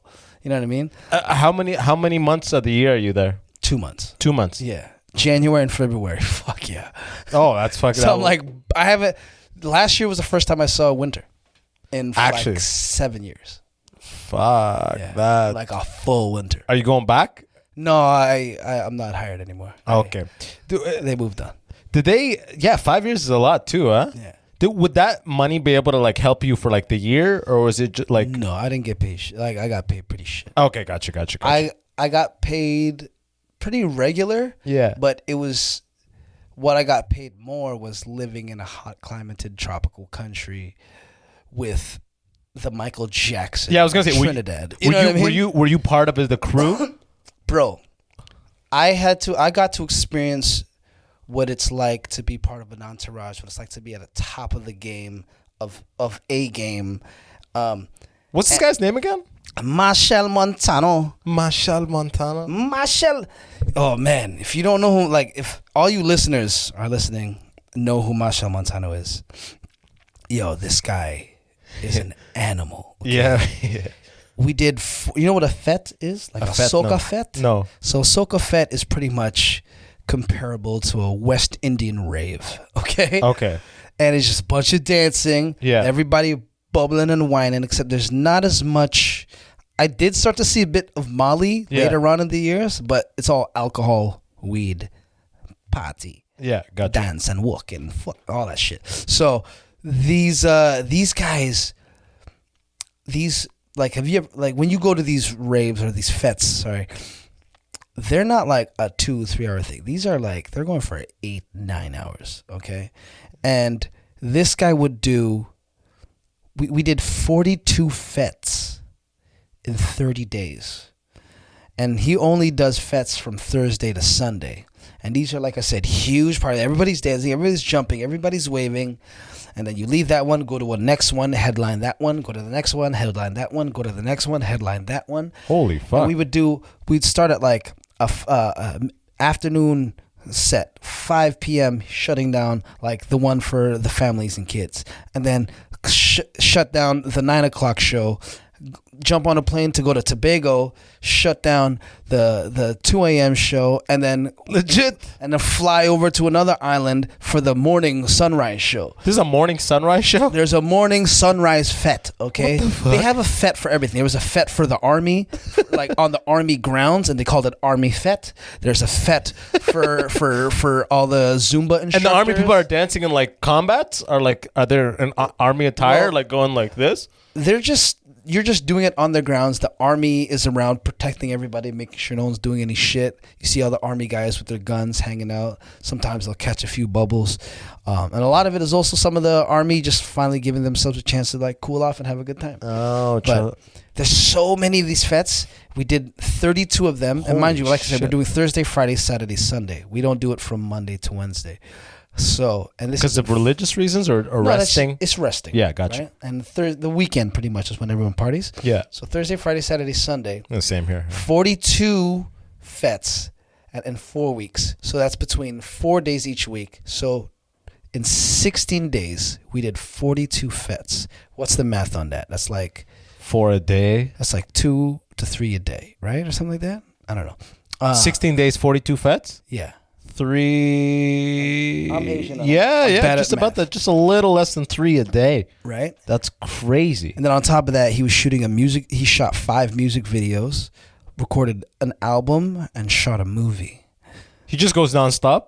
Non-stop. We go from one. We did those. Remember I was telling you the forfeits? Yeah. We did those forfeits, and then right after that sunrise show, went straight to the movie set to film, and after that, went home to rest, only to get up to do planning for his big show, like the show he runs, right? Because he's doing all these other fets for other people, but this is like his main show where he has everybody come through. He had Beanie Man come through, Bounty Killer, freaking Ashanti, Fat Man Scoop, like you can name French Montana, and I'm catering to all these people. Oh yeah, You know what I'm saying? Like I have to make sure they're like I'm the food manager, so I'm making sure that not only Machel's eating, my homeboy's eating, but everybody else is gonna like, hey man, you got your food? You good? Are you hungry? You nourished? Are you thirsty? Let me know. I'll handle you. You know. damn. And that was my job. So there's zero comedy. Yeah, I was gonna. There's no room for me to be like. It was all business because Holy it's like shit. I'm dealing with top level. Yeah. clients. That's entourage. They're like, even if I wanted to be funny, like my boss would be like, bro, that's Place not and your time. Job. That's not your job here. Yeah, Like, gotcha. cool, be vibes, like patrol the vibe, make sure we're good, Yeah, but don't steal the show. This is not your show to steal. gotcha. Yeah. So I had to be very subdued. Yeah, Naturally, yeah. I'm very like, yeah, what's up, Yo, say, 'cause, yo. yeah, you'd be the guy, bro. You'd be fucking killing it too. But I couldn't do it out there. So it was also very. That's interesting. As much though. as I love the job, it was also taxing on my soul because I was suppressing myself for these 2 months. And then I'd come back home and I'd be like so drained from this really amazing experience. But then my comedy would like reset almost and be like, oh, where am I? I'm back in Canada. And I think I have all this material from living, this crazy for seeing life. all this. But then I signed a non-disclosure agreement, so I can't even fucking talk about any of it. Oh, legit? Yeah. They did give you an NDA to sign? You're not allowed to talk about nothing. Holy. So you have mad stories, man. Oh, I have so many. Like, I can talk about the surface level stuff, Yeah. but any like real personal stuff that no one would know other than me, Yeah, you can't. like, I can't speak on. Yeah, okay, yeah. Like, What about some surface level shit you can? I cooked. So Sean Paul and Shaggy was a guest Yeah. of one of the shows. Yeah. Sean Paul, probably one of the most humble human beings I've ever experienced in my life. Like, Fuck the yeah. nicest guy, was catering to his wife like a prince, like the gentleman of all gentlemen. If chivalry is alive and well, it is in Sean Paul. Legit. Because the way he was treating his wife, and I'm like, yo, this guy could have any girl in Jamaica Carnival right now, but he's just so enamored and just focused on his wife that I was like, man, if I want to be with somebody, I want to be like that. You know what I mean? And he was mad polite, mad humble, so cool. Shaggy? Oh man, he came in drunk. Oh shit, can I? Fuck it. He came in drunk, and he's like, Chinaman, because he's all fucking drunk, right? Yeah. It's like, I'm hungry, hook me, and I'm like, I'm interested to see which accent I'll hear from Shaggy. Is it going to be the hard Jamaican? Is it going to be like when he puts on the white voice? Is it going to be like his reggae voice? Like, which one is it going to be? But it was drunk, hard, like, You cut me on the counter. Yeah, right? But What a minute. he's like, yo, chef, link me a plate still. Right? Well, he didn't say it like that, but he just said, link me a plate, nah? I was like, I wasn't prepared for this. I got some leftover rice, cold rice in the fridge, some other things. I can whip you quick fried rice. Simple. He's like, he said, I forgot what kind of Asian remark he made, but I said, of course, whatever. Of course you'd make a fried rice. Cooked him up with fried rice. My man just had the bowl in his hand. He was standing, took a bite, closed his eyes, and just like leaned up against the balcony wall. Yeah. And just like kind of slid down and then sat down all content, just with his eyes closed. just eating the rice I made him, and there was nothing more gratifying than see somebody enjoy your food. Right? Even though he was talking shit. Even though he was talking you're like, shit, yeah, I'm like, you shut the fuck up now. there you now go, you're not Shaggy. talking. Yeah. You're talking shit now, but you're loving my food. And his wife's all like, look at this fucking drunk ass right here. Who cleaned? Yeah, you come back. Who cleaned out this plate? Wasn't me. Yo, there's so many moments I wanted to be like, Yeah. have you ever been to North Carolina? Yeah. Like the stupidest things. I'm like, nah, don't do it, Norm. I really had to stop. Is this dude's place a palace? Well, he lived in the penthouse of like the main condominium in like it's like this Like a resort? So let's say Like a resort style building? It was still like pretty open to the public. I was like, yo, Okay. you are the man in Trinidad, but you're still pretty accessible, which was kind of scared for me. Scared to me because you know, there was just so many people that wanted. There's so much money, you don't know who's coming around him. You know? Yeah. Would you live in the penthouse with him, or you were like? I was his living chef, so I would see. Oh fuck! Say it. I would have to cook breakfast for people. Like women. For people. I would have to cook breakfast in the morning. Yeah. For whoever was there for the night. For whoever was there in the morning. Yeah. Fuck it. Yo, it was one time. Yeah. Yes. I had to bring this girl comes down, just like, you know, scratching her head like, I'm so thirsty. And she's like, oh. I'm like, titties. I was naked? Like, oh, man. Yeah. Come on, man. She's not going to cover yourself up Right? for the chef. Oh, the chef. She didn't care. Yeah, She was yeah. like, whatever. This guy cooked for me last night. Now he see me coming. He knows what's up. Yeah. Okay. So you saw her with dressed the night before. I saw her dressed the night before. I saw her naked the next day. Yeah. And, you know, I whipped up a little, like, small smoothie and whatnot while she was just standing there, like, leaning up against the counter, creating, like, deeper cleavage, just, like, having conversation as I'm, like, whipping up a smoothie. It's like, it's a cool job. It's a cool job. You know? So. And the amount of times I've seen titties was pretty dope. But that's Trinidad in general. You'll see a lot of titties in Trinidad. Just like at the fetes? At the fetes. Yeah. At the carnival, too, on the day of, like some girls, I mean, you're pretty much, they're just covering their nipple up with something. And then, you know, it's still a titty. It's just no nipple. But that's a question. Is it nipple? Is a titty a titty without the nipple?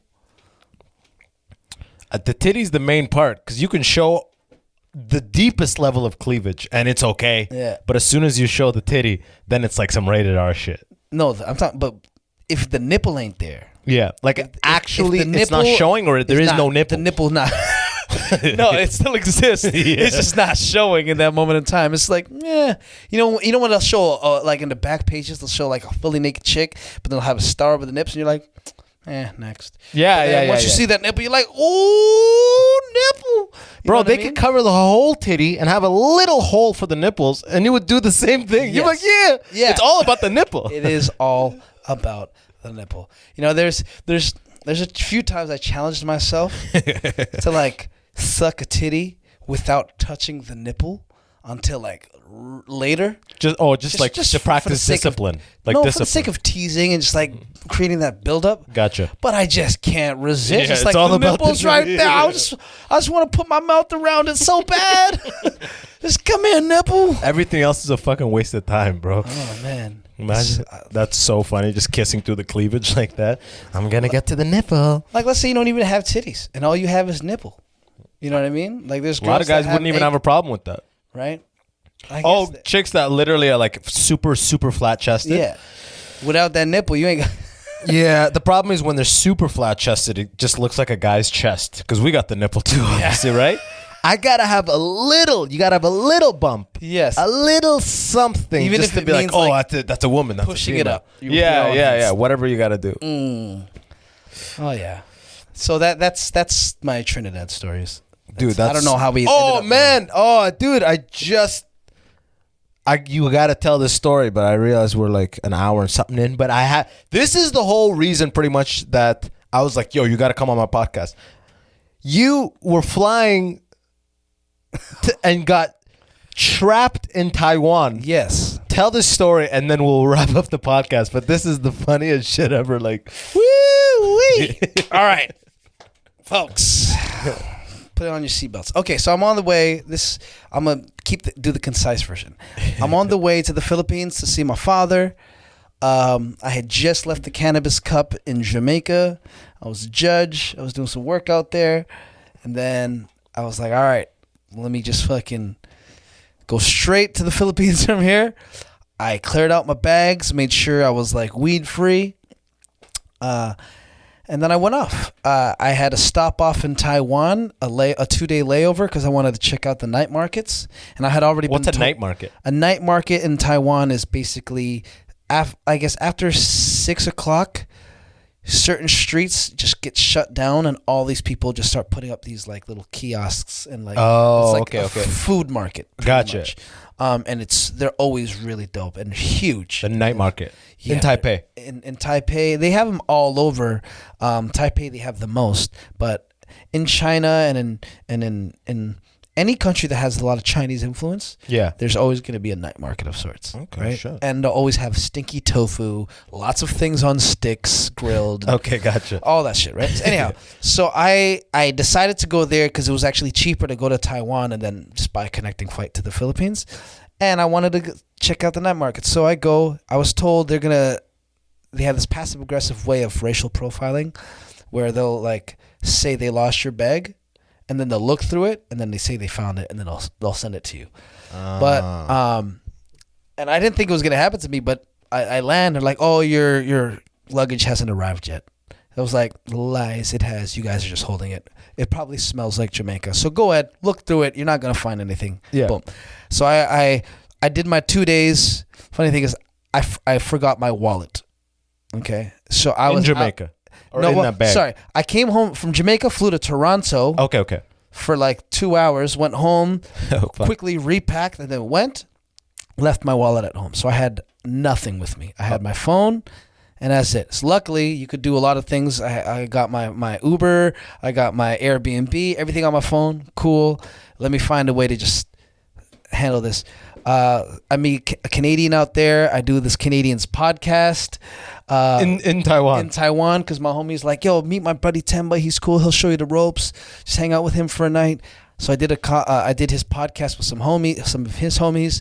We ended up going down south, partying. Saw my homie Famous from Toronto out there. He's a big DJ out there.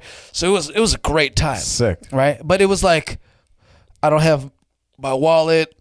I don't have my luggage, whatever. It's starting off to be a bad trip, but I persevered. It's 2 days. It's 2 days. I'm going to the Philippines. My homie was like, I'll bring your wallet to the Philippines. And the Philippines, you're at it's home base. Yeah. So you don't even need a wallet. Yeah. You're getting taken care of. Pretty much. Yeah. And like and somebody from home was meeting me out there. So I was like, yo, can you pass by my crib, grab my wallet? I'll meet you in the Philippines. I get to the airport now to pick up my luggage. Because they wouldn't deliver it to me at my spot. They're like, you have to pick it up. I'm like, whatever. I'm leaving in 2 days. I'll pick it up on my way out. I get there. They're like, come with us. They take me to the back.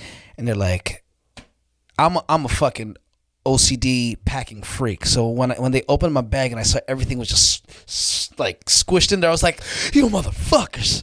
And they're like, you knew they were in. Yeah, I'm like, hey, you were in there, whatever. They see a pair of pants and they're like, what's in these pants? I was like, what do you mean what's in these? There's nothing. I went through everything. And then they're like, oh, what's in the... And then they pointed at the little change pocket. Yeah. That's above the little, and I was little like, slot at the top. I'm like, oh, fuck. It's like... And I remembered, I'm like, yo, I remember smoking a spliff, and it was so big in Jamaica. I was like, let me just rip off this tip and put it in my pocket and then roll that later. Yeah, okay. And I put that in my pocket. Forgot it was there. It had opened up, and it's just like now all loose weed in my pocket.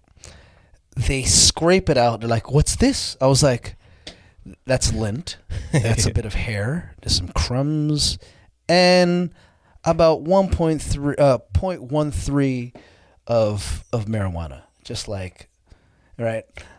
Just scattered around the pocket. And then they're like, marijuana, are you a deal? Like, this is illegal here. You're in trouble. I was like, guys, no. I'm just, you don't understand. This is what I do. Like, I work in the marijuana industry. I'm a medical marijuana patient. Like, I was just in Jamaica doing work. Here are my papers. Says how much I'm allowed to have. Like, I had everything set. And they were like, I even told them, like, yo, there's more and more cases like this happening. That's going to happen because there's so many places in the world legalizing marijuana. So you guys are going to need to either fix your shit up, be a bit more lenient, and understand what the world's moving towards. Yeah. Right? They didn't like that. But here's the thing. It's not that they didn't like that. They were more so surprised that I had so much information. I was like, no, this is shit. I showed them at the time I was shooting a pilot for a marijuana cooking show. So like, this is my cooking show. I actually cook with marijuana. It's not like crazy drug that you guys think it is. Yeah. And they see like how much weed. There's a scene where like they're dropping all this weed on me, and it's like so much. I'm like, are you showing them footage? and I'm showing them footage. I'm like, this is what I do, guys.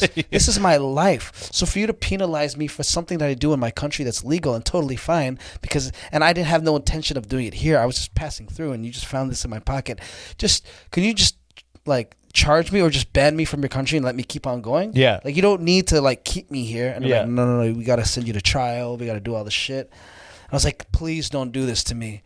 And I was like, fuck. And I was like so down because they were like, they had me do the fingerprints, and I got it all on camera too. Like, it's so weird. They let me keep my camera even when they had me detained. They put me in a jail with my camera and asked me if I wanted Wi-Fi. I was like, what? That's hilarious. But what happened was they were so like at first they're like, oh, you're in trouble. But then after I was like, oh my God. I had my head down, and then I realized Duterte in the Philippines at the time was killing people on the spot. If they found you had any form of drugs, death, boom, pop, headshot, right? He even allowed Filipino people. He said, hey, if you know of any drug dealers or any drug addicts in your neighborhood, I'm giving you permission to deal with them on my behalf. Kill them, do whatever it is you need. Take them off the streets. We don't want any of those guys. God damn. So people were going around killing motherfuckers like on some vigilante shit, saying, hey, drug dealers, turn yourselves in, drug addicts, turn yourselves in, or the community is going to kill you. And if not us, Duterte is going to send his people and they're going to kill you. Holy shit. So that's what was happening when I was like on my way to the Philippines. So when I realized, I'm like, Taiwan, you saved my life. If they found this in the Philippines, I would be dead on the spot. You guys are literally my guardian angels. Thank you for finding this. So it turned from to ho, you see, we saved you, right? I don't know, I had to do that voice. Yeah. But after that happened, like the whole tone switched. It went from, okay, now we know everything. We see this with a new light. You weren't trying to like bring this in. We're going to send you off and hopefully you're good. Okay, so, but we still have to go through the process because we've already put you in the system. You got to see the prosecutor. They're going to tell you what you're charged with and if you'll be charged. Cool. So I go to the prosecutor. I have this one translator who's not even a real translator. It's just the one person that could speak English. It's Bobby Lee from Matt TV. Oh, hot dog. Yeah, you know what I mean? Do you have anyone else? Hot dog. So they're deliberating, they're doing all this shit in the court case, and then finally they turn to me, the lady turns to me and she says, okay, do you have any final word to tell to the prosecutor? And I'm like, Your Honor, this is my life. This is what I do. This is my livelihood. This is my medication. I take this to live. Please don't penalize me for this. This is legal in my country. There's so many things that this could benefit the world with. You guys are just not there yet, but I'm sure you'll get to it. But please find it in your heart to forgive me and just let me move on to see my terminally ill father in the Philippines. Please find it in your heart to forgive me. I'm so sorry. Can you let them know? He's like, hot dog. The translator looks at the prosecutor and she's like, "Sing sure." I'm like, bitch, that was like 3 words. Yeah. Like, I said a whole speech. Yo, say what I said. Yeah. She does, and then the officer, the prosecutor hits the gavel, and I'm like, I have no clue what I've been charged with. I have no clue what's going on. Like, okay, now we're gonna take you to the jail. I'm like, I'm going to jail? Like, yeah, we have to put you in the holding cell until we figure out which main jail we're sending to you. I'm like, oh my God, I'm going to jail. So, but then this is how crazy my mentality is, okay? I'm such a resilient dude. It's a Filipino thing, right? I'm like, all right, Norm, at least if you're going to jail, at least you're finally going to get a free Norm shirt. You've always wanted a free Norm shirt. Yeah, right. You're going to finally have a free Norm shirt, right? Back home in Canada. And so I'm going in, I'm like, all right, this is all the BET hip-hop videos you've seen, all them ghetto movies you've seen, people in jail. Like I got to find the biggest dude and fight him. You know what I'm saying? It prepared me for this, all that prepared you for this day. It prepared you to be in this situation and this time when he's jail, you banged up abroad, let's go. I get stripped naked. They got to wash me down. They spray me down. They make me squat, do the cough to make sure I ain't got no shit in my, no drugs in my ass. And even in that moment, when I'm naked, wet, squatting, coughing, I thought to myself, who has it worse? Me?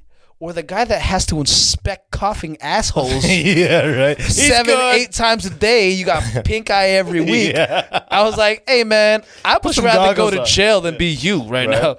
He's trying to get goggles. Right.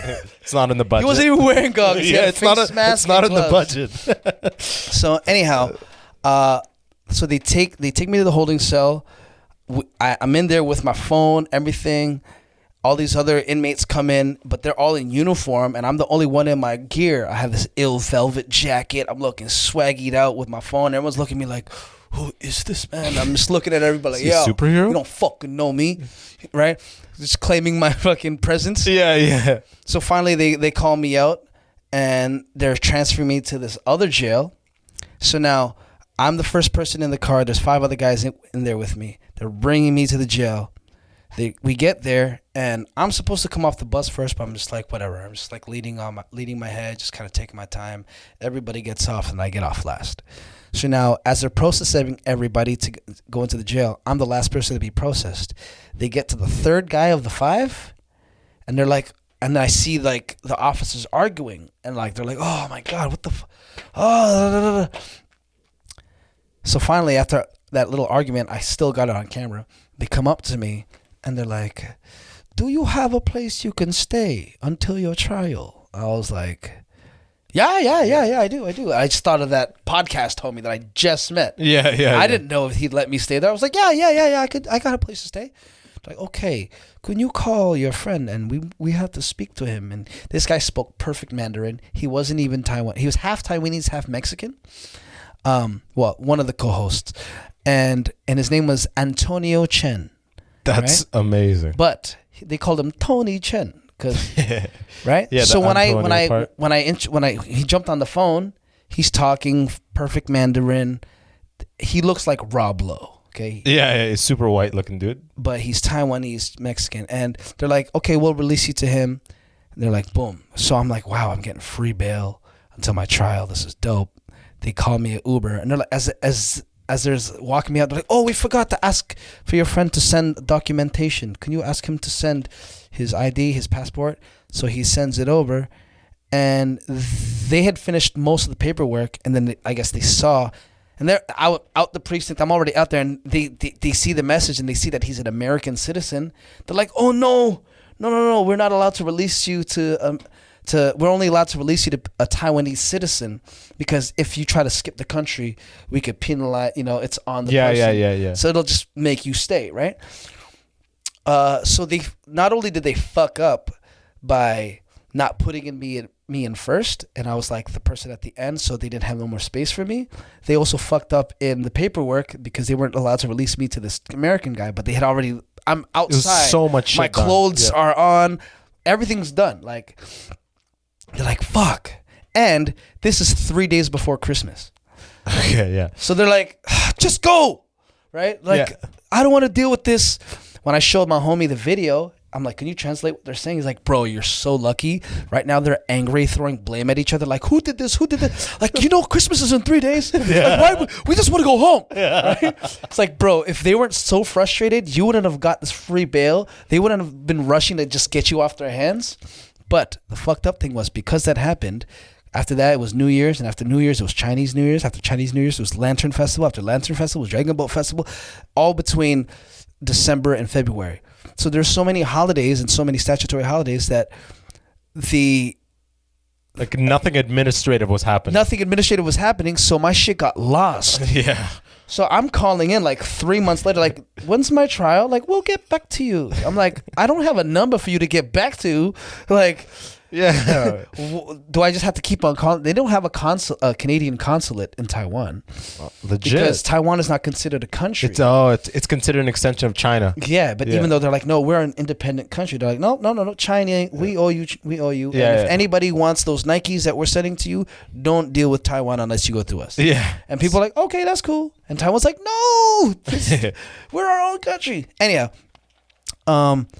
so after they finally let me go, and I'm here 3-4 months in, like I had enough money to last me 2 months in the Philippines, right? Because I was staying there for 2 months. Now I'm 3 months in. I'm like, my God, I have no more money left. What the fuck? And it's way more expensive in Taipei, in Taiwan, I'm assuming, than it is in the Philippines. It is 100%. Yeah. It's still cheap. Yeah. But it was still like, my God, what am I gonna do? I have no money. I end up getting. I took over the comedy scene out there. They had a small, tiny little comedy scene. You took it over? I went in. I was like, yo, fuck this. I'm headlining all these shows. Let me show you who the fuck the best comedian is in the country right now. Singing and shit. And I came in and I fucking just took over their scene. Making a little $20 here, $20 there, whatever, headlining a show here. But then it was also very illegal. If you get caught doing comedy out there, stand-up is illegal there? well, it's not illegal. It's if you have a visa for teaching, or because there's a lot of expats there. Yeah, but if you go you're doing some outside, shit you're not supposed to be doing. Gotcha. then you get deported. Yeah. So, anyways, I'm doing comedy out there, and I meet this dude who's like, "Hey, man, this Jewish lawyer from Wisconsin, right, who moved out to Taiwan, Just a random dude in Right? Taipei, huh? fell in love with a Taiwanese girl, moved out there, opened a taco stand, like a taco restaurant, a Mexican restaurant, and he's like, "Yo, man, I heard you're a comedian. I'm trying to run a campaign of like funny memes and funny like Instagram ads. If you could help me come up with some cool puns, I'll pay you $50 for each pun." I'm like, what? 50 for a pun? 50 a pun. I was like, yo, and it was 50. It was the pun, and then I told him I'm a graphic designer, and I would design him a meme. Oh, the image too. Gotcha. Yeah. So I gave him a list of 30. He's like, I'm gonna choose 5. This is what I got. This is my first paycheck out there. Okay, I got paid $250 for these 5 fucking stupid ass puns. So it's obviously a Mexican restaurant. So I was like, the first one is, we put the Juan in Taiwan. Okay, he's like, I like that. Yeah, kind of mildly racist, but that's wicked. He's counting bills as he's going through. 50. Right. Next one was he loved DMX. Yeah. And DMX has this. If you listen to enough mixtapes from back in the day, there was always this drop, the soundbite of DMX going, "Talk is cheap, motherfucker."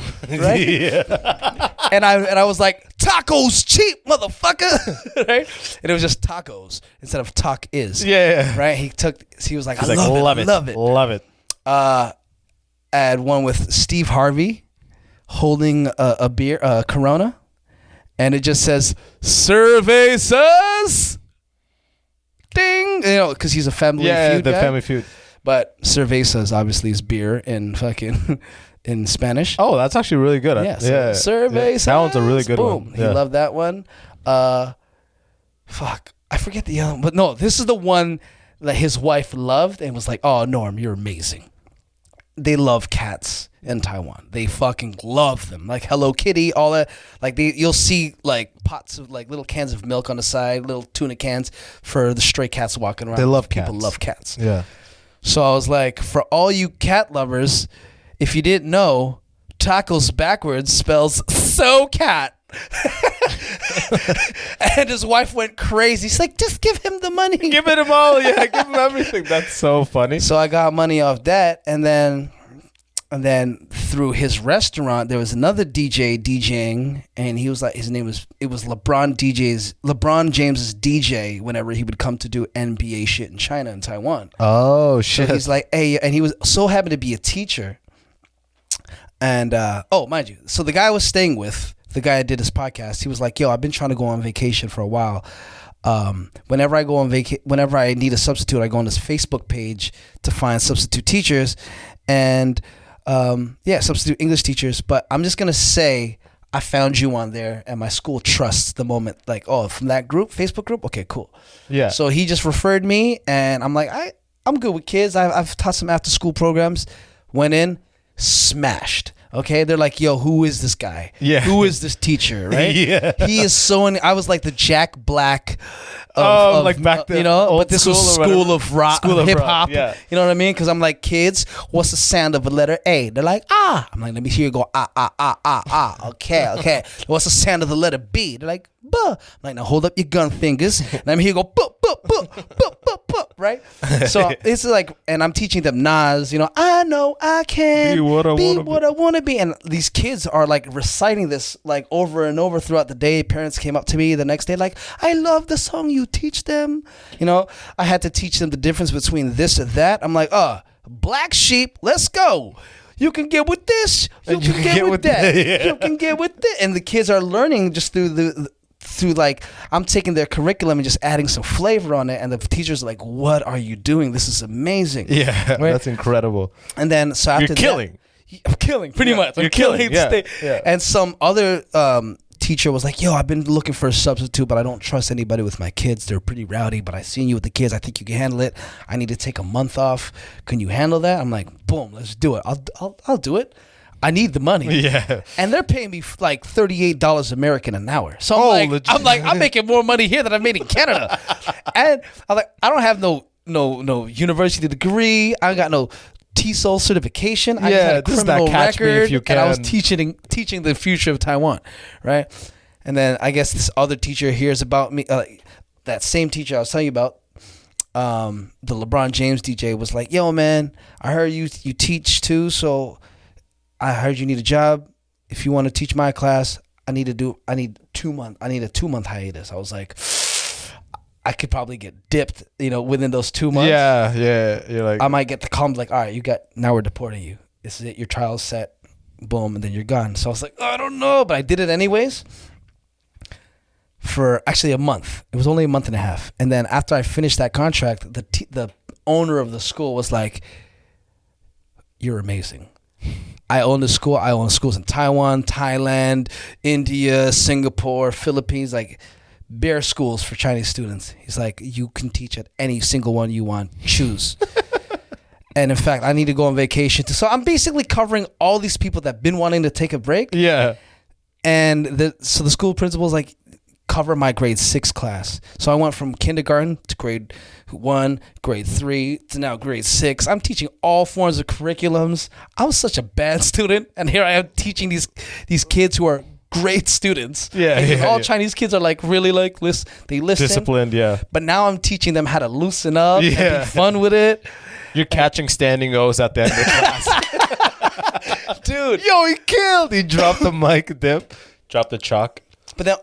But see, with all that, like, this is happening so I'm stuck there for 7 months. So from month 3 to month 6. It's supposed to be a 2-day thing. A 2-day 7 months. 7 months. And guys, listening to this, 7 fucking months out there, 6 of those months I was smoking weed. Every day. Everybody's smoking. Like, no matter where you go. Well, yeah. Not everybody, but I'm saying, like, there's always that subset of people that get it and are just blazing, like, everywhere else you go in the world. Dude, I met this teacher at that same school. Yeah. Who grew up in Scarborough, who's from Scarborough. What the fuck? Lived on Markham and Lawrence, 10 minutes away from where I lived on Markham and Eglinton. And we're the same age. I'm like, bro, we could have been in the same class at some points or crossed each other's paths so many times, but we had to cross paths in fucking Taiwan, which is crazy. And I went to his house to hang out, and I was like, I don't know if you get down like this, but I want to smoke this weed. I don't know if you have a rooftop I can smoke. He's like, you found weed? I've been living here 10 years. I couldn't find no weed. You've been here a month, 2 months, and you fucking have all this. I'm like, bro, I'm the plug. I got mad weed. I got like 5 different guys I get from. Like, sometimes I chat to some people here. Like, I had to find ways to survive. Okay? That's fucking hilarious. I know you got to cut this off soon, so let me wrap up the story. What happened with the administrative end of things? So finally, I applied for legal aid. Now, legal aid is only for Taiwanese citizens. Okay. But I'm like, whatever. I don't give a fuck. I'm just gonna go in and I have so much time on my hands. Let me do every single thing that I can to try and like obtain a lawyer or some legal help.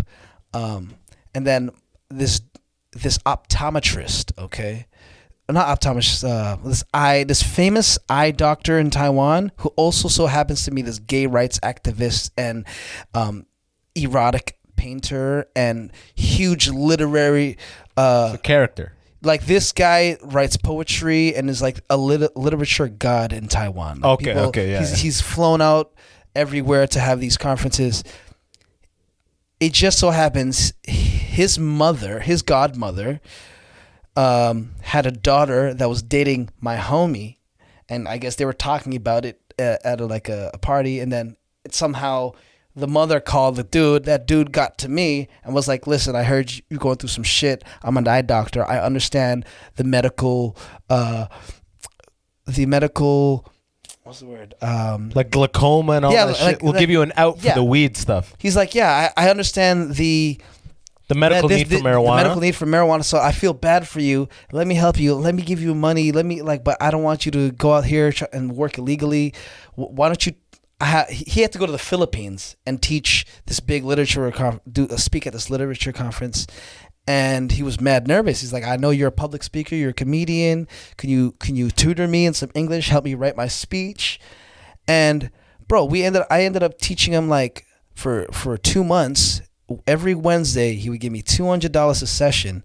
It would be a 2-hour session. We'd just sit at Starbucks, and all I had to do was, I created like. Just some word, like a worksheet of words, different phrases, different sentences, and then we would just have conversation for an hour. And I'm like, since you're going to the Philippines, he was like, I can't understand Filipino English. I could only understand Chinese English. Like the accent is too strong. So I'm like, he's like, can you help me? I'm like, this is what I'm going to do. I'm going to speak in as many different Filipino accents as I can in our conversation. And you just stop me whenever you don't understand a word, and I'll explain it and I'll break it down. Right. And he was super gay. So I was like, there's a huge LGBTQ community in the Philippines. Let's say, a cute Filipino guy that you're digging decides to talk to you and wants to kick some game. It's going to suck if you don't understand what he's saying. He's like, yeah, I'm following. Keep going. So today I'm playing the gay guy that's going, and I created all these characters. I'm like, oh my God, tell me about your brush strokes. I cannot believe how good your paintings are. And I just talk with this voice, and it was just, I'm laughing because I'm like, in my head, because I'm like, I'm getting paid to fucking just do improv as this gay guy. In a Starbucks? In a Starbucks, right? And the thing is, once I created that character, because I did the buyer, and somebody wants to buy one of your pieces, he's trying to sound mad affluent and, so tell me more about the juxtaposition of all of your colors with this, right? Yeah, I do these voices, but after I showed him the gay, he's like, just stick to the gay one. That's the one that I like the most. I like that one the most, yeah. So in summary, I was writing I was meme generating. I was teaching English to K to grade 6. I was tutoring a doctor and flamboyant optometrist.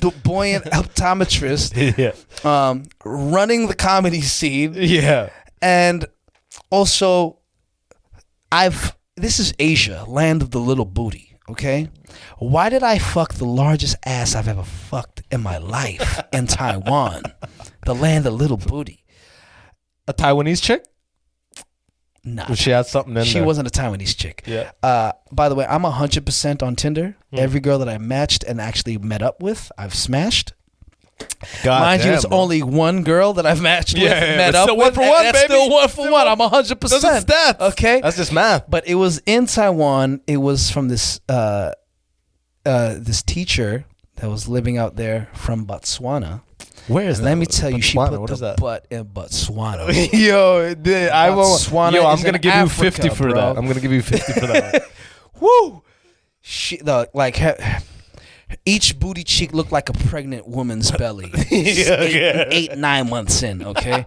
Just like I would literally do this to each booty cheek and be like, damn, it's so big, man. I'm so thankful. Nothing makes you feel more thankful than a fat ass. And it's so true.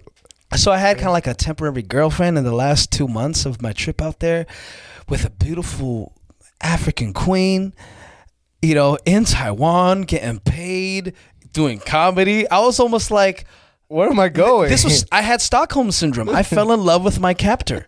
You know, I was like, oh, this is too good. And then eventually, okay, this is the last story.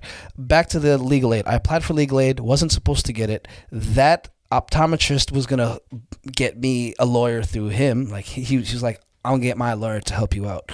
So I had all these documents, didn't know what they said because they're all in Mandarin or in Chinese. I give it to the lawyer, and she's going through it, and she's like, you have a lawyer. I was like, what? She's like, you've been accepted for legal aid. I don't know how this has happened, but this goes to show you how bad our legal system is. And like they're so slack that they make mistakes like this all the time. This is the reason why you've been in legal limbo for 7 months. Like, but you've been accepted for legal aid. And in Taiwan, they are the complete opposite of Canada or North America. The legal aid's the shit? The legal aid is to provide poor people that wouldn't normally have a fair fight. Yeah.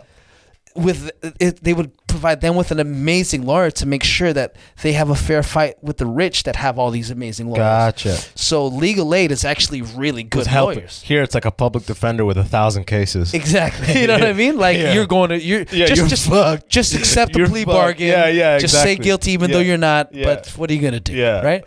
So the guy said the same thing to me. He's like, listen, you could fight this and I can get you off, but you're gonna be here for another year fighting it. Or you could plead guilty.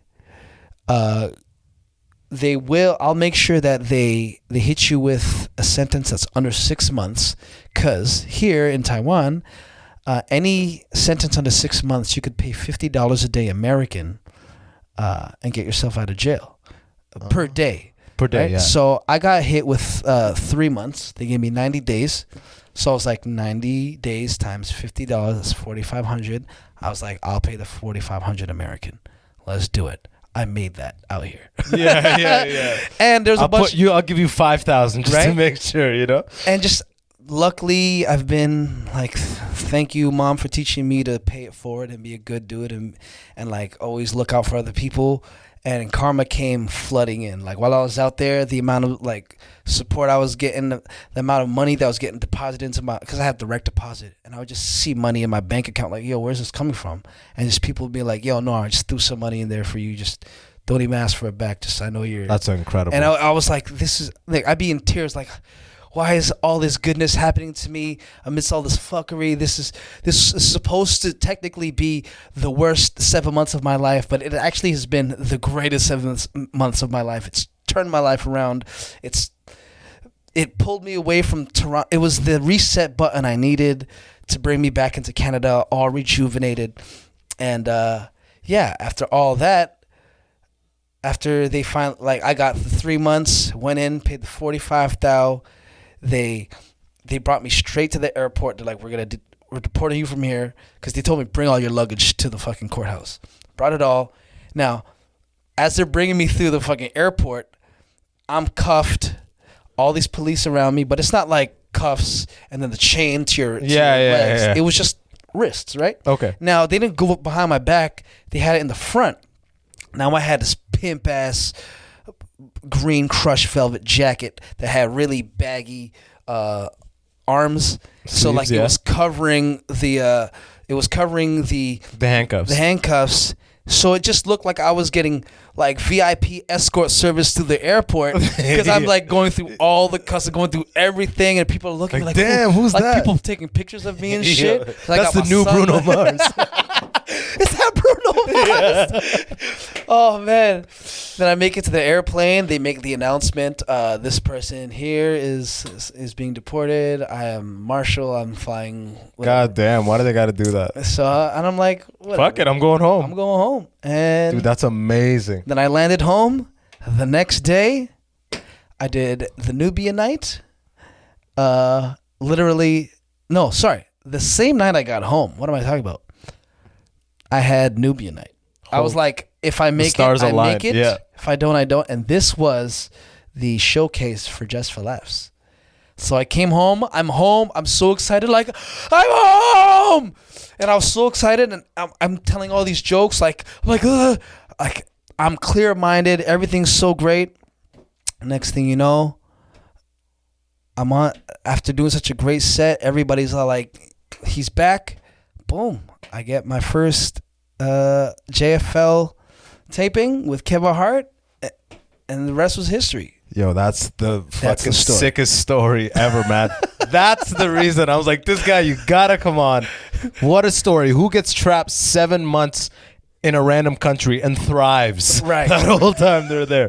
A Thrives. Filipino is who does that. Because we can survive in anything. But dog, I appreciate you so much. This has been amazing. Tell the people where to find you. You can find me at Big Norm Comedy on Instagram, at The Big Norm Show on Twitter. I don't know. I put all the stuff in the description anyways. But you got your show? I got the new weekly Northern Playalistic Cadillac Comedy over at the legendary Cadillac Lounge. I got the Extra Gravy podcast, which is every Wednesday. We got a bunch of amazing guests coming up in the next bit, because after we did that Soiti one, the label started hitting us up like, yo, can we send some more artists your way? I'm like, yeah. Yo, So that's going to be popping. And yeah, just look out for all the Bear Jokes production comedy shows that myself and Keith Pedro put on. That's my little partner in comedy, my PNC. one of the other Canada's killers. One of the other Canadian killers and one of the other Filipino guys. Like literally there's three. There's like a hand. There's probably 10 in the whole country. Is he Filipino? Keith, yeah. Yeah, oh shit. Pedro. Yeah. Yeah. Spanish colonizers. God damn. There you go. And from my end, wherever you're listening, just click subscribe. Check out the YouTube video. It comes out on Wednesdays. Leave a 5-star review on Apple and all that stuff. And just tell your friends about the Immigrant section. I appreciate y'all for listening and watching. Thanks so much. Don't miss this guy. He's going to be performing at my show on the 22nd at the Cadillac Lounge. So. Tuesday. Anybody, I know we got a lot of Toronto listeners and viewers. Don't miss this show. And this guy's got it recurring. I'm going to get him. Oh, and one more thing. If you're listening to this from Toronto, I'm starting a Wednesday Vapor Central recurring show every Wednesday at 9 p.m. It's called Second Floor Stand Up. You're obviously, anytime you're trying to do a set reach. I was about to ask you about that. Anytime you want to do a set reach, you'll catch so many of the people you've heard on this podcast are comedians. So if you come to the show, you'll end up seeing so many of the guests that have been on this podcast. That's every Wednesday, Vapor Central. Check my Instagram for it. And people listening from London, the Callback Comedy Show, attempting it again, October 8th. Come out to this. Paul Thompson headlining. It's going to be a proper show. Killer. Doing it right. Yes. And actually, assuming this COVID second wave doesn't cancel that, I got to get you out to that London show to headline. Please. Yo, I got to, for those people listening from London, I'm going to bring this killer there one of these days and show you what I'm talking about with the fucking jokes and the dancing and the singing. It's the next level of shit. Oh, thank you, man. I appreciate you, bro. You're really good at what you do here, man. Like, I feel very comfortable. I don't know if it's the lack of weed or if it's just the vibe you give that's making me chat up a norm storm, but I don't normally talk this much. Fuck yeah, man. It's probably the lack of weed, to be honest with you, man. I'm not that good, dude. But yo, thanks so much for listening. Appreciate y'all. Peace. Boom.